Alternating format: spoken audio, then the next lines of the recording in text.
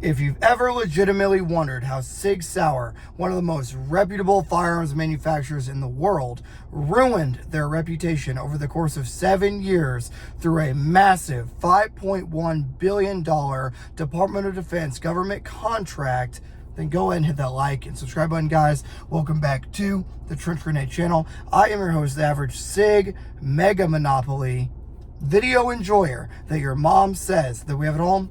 Thanks for watching. Guys, the purpose of today's video is we're going to be discussing the downfall of Sig Sauer and the facts. I have the notebook of truth, and I have a ton of notes in my research that I've been doing on Sig Sauer. I'm going to share that and some insights with you on the underbelly of Sig Sauer and how they won these MHS trials and the rifle trial for the M7, the P320, now the M17. And I'm going to go over the data and how they won, the numbers behind it, and some of the dark underbelly through this mega monopoly, and we're gonna have a fun time doing it. All that I ask that you guys do is hit the like button.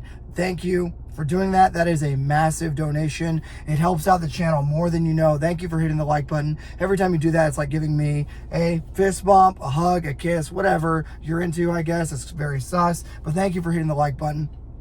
Leave a comment down below. Do you trust Sig?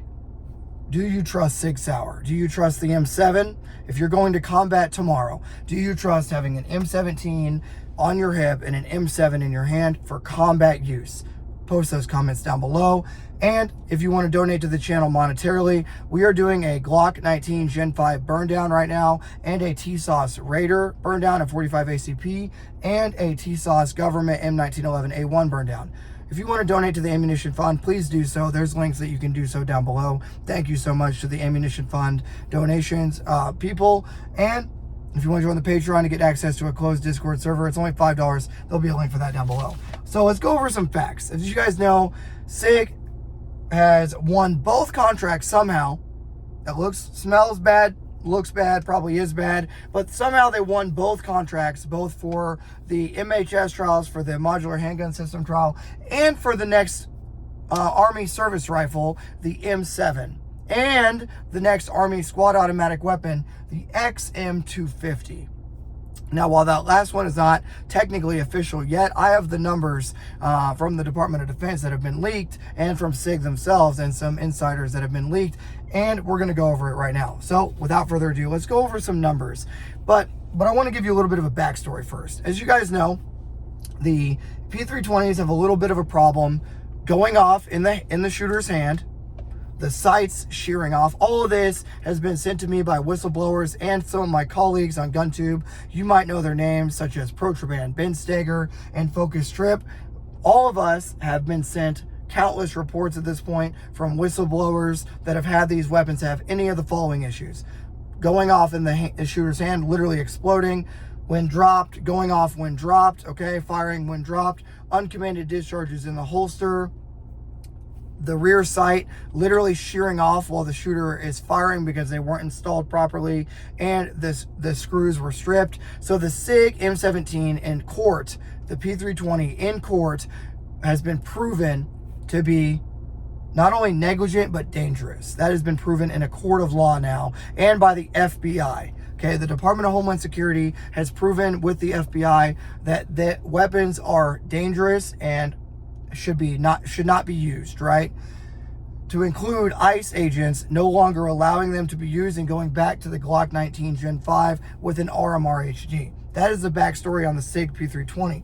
The backstory on the M7 is that the soldiers never wanted it. It's a rifle that has an integrated suppressor that needs to be suppressed to fire and be functioning properly according to the mandate of how the weapon was applied. The weapon is too heavy. It causes the regular infantry soldier to only carry 140 rounds when 210 rounds was the basic combat load before. Now their basic combat load is 140 rounds. It's not what we wanted. It's not what we asked for. The weapon overheats too quickly. It has poor MOA, minute of angle performance. The optic that they chose for it sucks, and a number of other reasons. It's a bad subjectively and objectively, based on reports from a captain inside the Department of Defense and other individuals, based on reports and from internally inside the Department of Defense, have reported that the gun is not meeting the infantry standards. And I can say that as a 13-year senior non-commissioned officer in the infantry now, that the weapon is not what the infantry wanted. Now, I should note, I don't speak for the Department of Defense or the United States Army in any way. I'm not trying to represent them or do anything like that. This is just a trench grenade hot take based on data, the notebook of truth. So let's get into it. The SIG mega monopoly. Hit the like button, donate to the ammo fund, thank you. Leave literally any comment below, it helps out more than you know. You can leave an American flag emoji because I see American flag on my shirt. Leave an American flag emoji down below, thank you. Mega based. And let me know which weapon you wish the Army would have chose. The Glock, the Beretta, the Smith & Wesson 2.0. We're going to talk about those in a little bit and their bids. The SIG Mega Monopoly. In 2017, for the P320 MHS trial, it was a $580 million contract with a total of 421,000 handguns units to be provided to the Department of Defense, with an average price per pistol of $207. Now, they only underwent a 5,000 round and 7,000 round test for endurance and reliability. Keep in mind that the Beretta M9 undergone a 20,000 round test, and the M1911A1 underwent a 20,000 round test. So they did not undergo the 20,000 round test, only a 5,000 round and 7,000 round test.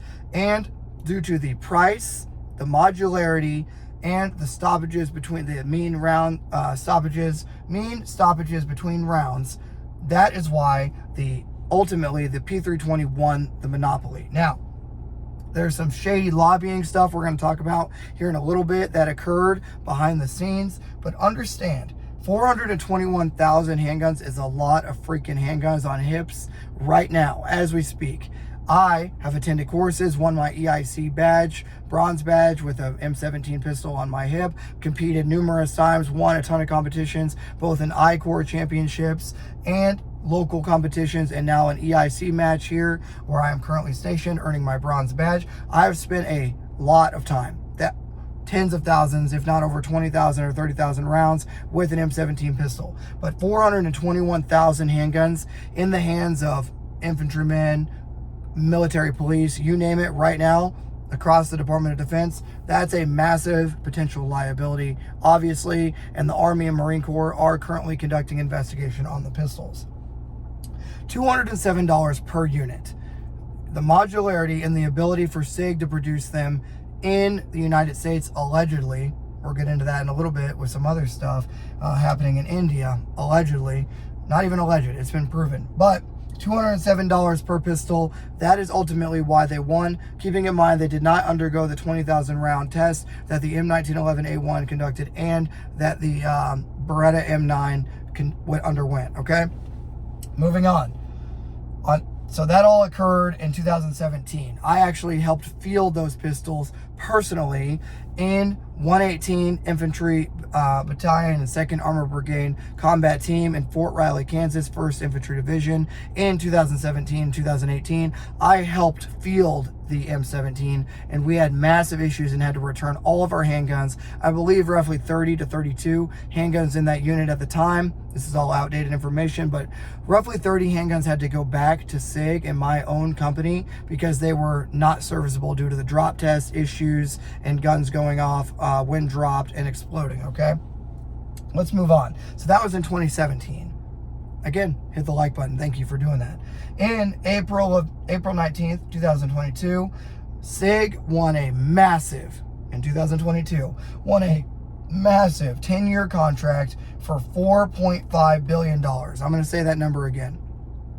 $4.5 billion, bringing the total up to $5.1 billion for SIG alone from the Department of Defense.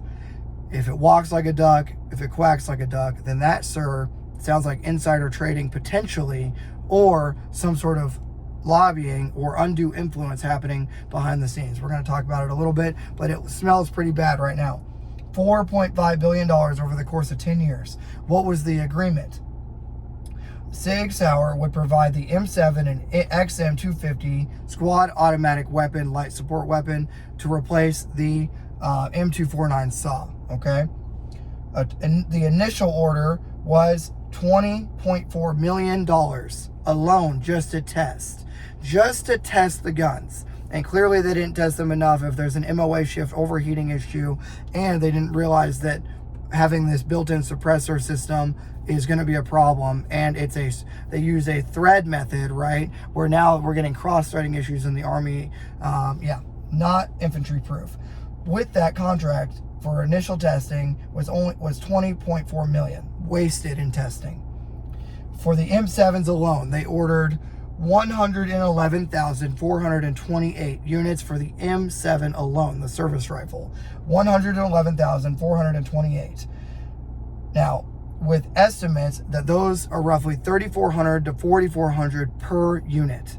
That is extremely expensive when you compare that to the RCO, the ACOG on an M4A1 from FN, which is a very accurate rifle. The M4A1 is a very accurate rifle loaded with M855 Alpha 1 with a ACOG TA31 on top, or a CCO close combat optic. That is a very capable weapon and a very capable setup with a roughly $900 price tag for the weapon and a roughly $500 price tag to $600 for the RCO, rifle combat optic. Now, they ordered 111,428 M7s and 13,334 XM250s with a total, let's see. Yeah, okay. So what does all this mean? Very, very, very expensive. When the price per unit is roughly $3,300 to $4,400 per unit, not including the optics. So now you're looking at roughly $5 to $6 grand per rifle, and $33,000 per machine gun for the XM250.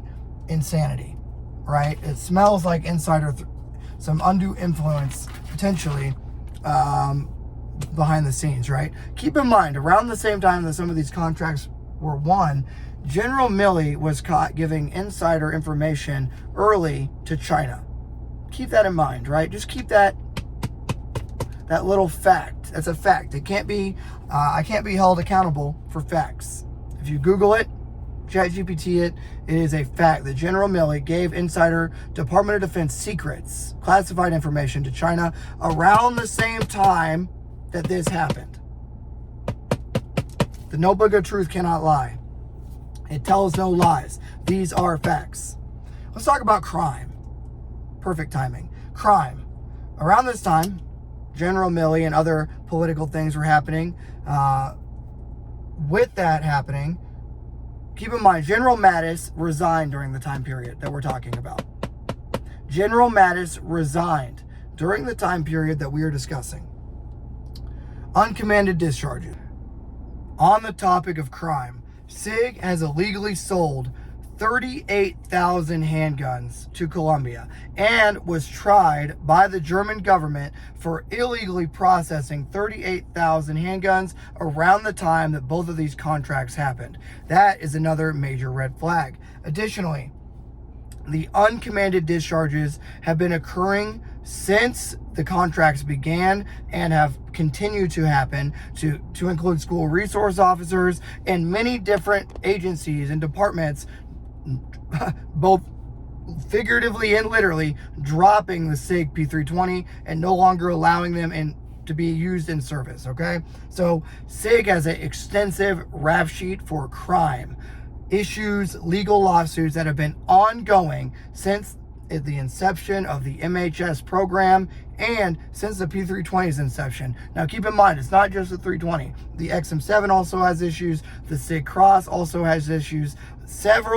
All of their new guns, the SIG Cross, XM7, 365, P320, you name it, all of their new manufactured weapons have had issues and quality control problems.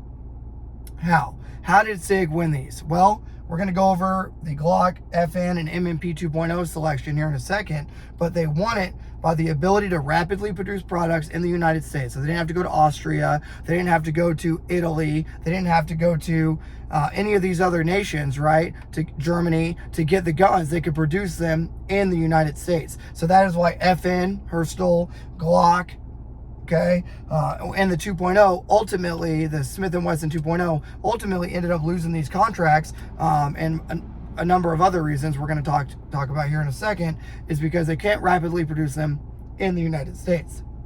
Additionally, the modularity system briefed well. It briefed well to military leadership and to Congress that we can just take the fire control unit out and put it in a different gun, and it's just good to go within 5 seconds. It's good. The gun is back in order, and we can just order replacement slides and frames and be good to go. Ultimately, it was the ability to produce ammunition, optics, and guns in-house that saved SIG and the contract for the MHS and for the M7 trial. Now, what is sus? Before we move on to these 3 pistols, what is sus is guys are having components allegedly coming in with made in India replacement parts, magazines, recoil spring assemblies, slides, and frames coming in with made in India on the packaging. That is extremely sus. Let's go over the Glock submission, okay? Glock's MHS initial bid was $272 million, okay? $272 million. Keep in mind that SIG's was it ultimately ended up winning a $580 million contract, okay?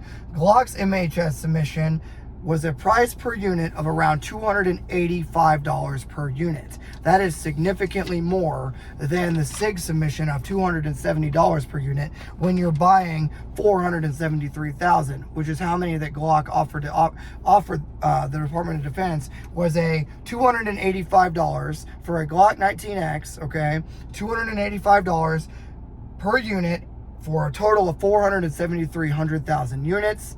That's a lot of units, 500,000 units, okay? But they lost due to the inability to negotiate on the price per unit and the inability to produce them in the United States. They had to be produced in Austria, thus imported, and the Department of Defense and Congress did not like that. So Glock ultimately ended up losing the trial based on those reasons, okay? Again, $285 as opposed to $207 per unit. That's a big difference. Obviously, SIG underbid them and they had to cut corners somewhere, and now we're starting to see where they cut corners. FN 509. Their initial contract was for $320 per unit. That's a significant amount more than the $207 SIG submission or the $285 Glock submission.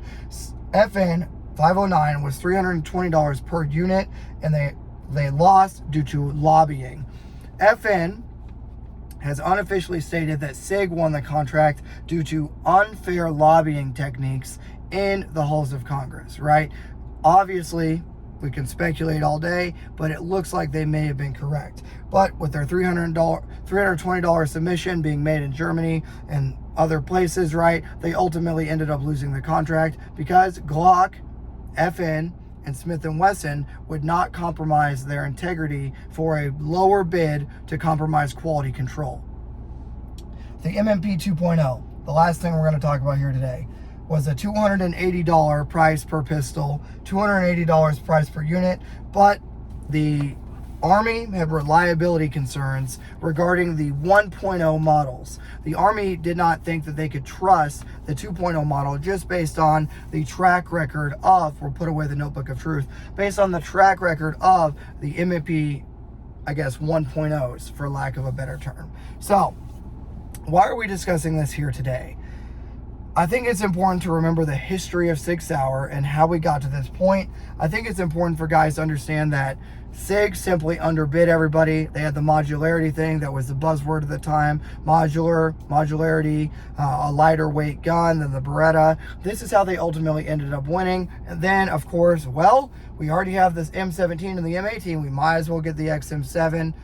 And that's how the M7 and 250 came available with the 6.8 SPC round that nobody wanted other than some dude that probably has a too high you know, a blood pressure that's probably obese in, you know, the DOD allegedly, or in Congress, that thought, oh, the S6.8 can defeat body armor. We definitely want that. We can kill a Russian allegedly at 600 meters and punch right through their body armor, right? So remember, guys, it's important to know your history. It's important to know how SIG got in the predicament that they're in, and it's important to understand how we got the bad products that we have today. I'm a firm believer that we should have went with the Glock 19X or the Beretta M9A4 and kept the M4A1 with M855 Alpha 1 and the ACOG with an RMR on top, or even a close combat optic aim point, or any modern aim point would do just fine. So I'm an M4 Copium enjoyer, or a Beretta M9A4 or a Glock 19X enjoyer. But now that I've done my best and I've talked a lot, what I want you guys to do is get down below and let me know what your thoughts are on this whole situation. Do you trust Sig Sauer? Do you think they have the Army and Marine Corps and Air Force and all the departments, you know, do they have their best interest in mind, or are they just trying to cut corners to make money for a contract? You guys sound off in the comments below and let me know. If even one of you donates to the ammunition fund, thank you, okay? Not trying to beat a dead horse, but 45 ACP is extremely expensive when I have to burn down 10,000 rounds of it. You do the math. My bank account has suffered. I don't make that much money on this channel. I'm always in the red. I do this because it's a hobby of mine. But if you donate to the ammo, if even one guy donates to the ammunition fund, I'm eternally grateful. Thank you. Even if it's just, hey man, here's $5, here's $10, whatever your commitment to the testing is, donate that amount and I'm very grateful. Or just join the Patreon for $5 a month. Hit the like button, leave a comment down below. Thanks for being here, guys, and until next time, this is going to be Trench Grenade, your average. Shout out to my 1501 Comanche troop paratroopers, okay? Guys down below, boom. If you know, you know, my old unit. Shout out to you guys. Shout out to all my airborne dudes. And I look forward to talking to you guys in the comments below regarding the SIG Mega Monopoly. Cheers, guys.